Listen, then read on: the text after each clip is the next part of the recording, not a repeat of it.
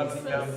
ഞങ്ങളുടെ കർത്താവ് ഞങ്ങളുടെ ദൈവമായ സ്വർഗ്ഗസ്ഥപിതാവേ, തിരുസന്നിധിയിൽ അടുത്ത് വരുവാനുള്ള അവസരം കർത്താവേ നീ ദാനം ചെയ്തതുപോലെ ഞങ്ങളുടെ നാമത്തെ സ്തുതിക്കുന്നു. കർത്താവേ, നിന്റെ സന്നിധിയിൽ കടന്നു വരുവാൻ അയോഗ്യരായിരുന്നു ഞങ്ങളെ നീ യോഗ്യരാക്കപ്പെട്ടതുകൊണ്ട് നന്ദിയോട് സ്തോത്രം. ഞങ്ങളുടെ ആലയം നന്മയല്ല, ഞങ്ങളുടെ ആലയം ശ്രേഷ്ഠതയല്ല, ഞങ്ങളുടെ ആലയം കുലീനത്വമല്ല.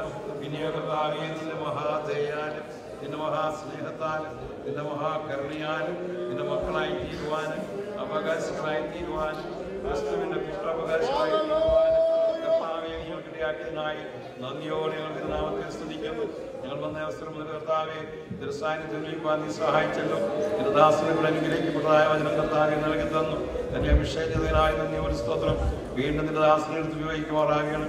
ഇപ്പോൾ കർത്താവെ ഞങ്ങളുടെ സന്നിധിയിൽ വീണ്ടും ആയിരിക്കുന്നു. ഞങ്ങളോട് സംസാരിക്കണമേ കർത്താവേ.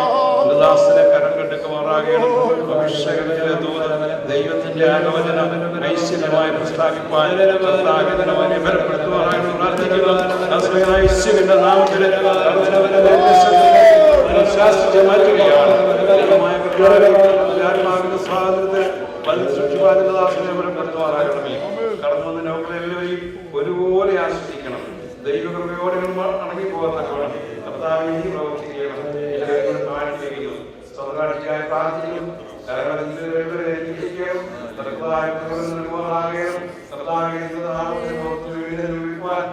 സഹായിക്കണം.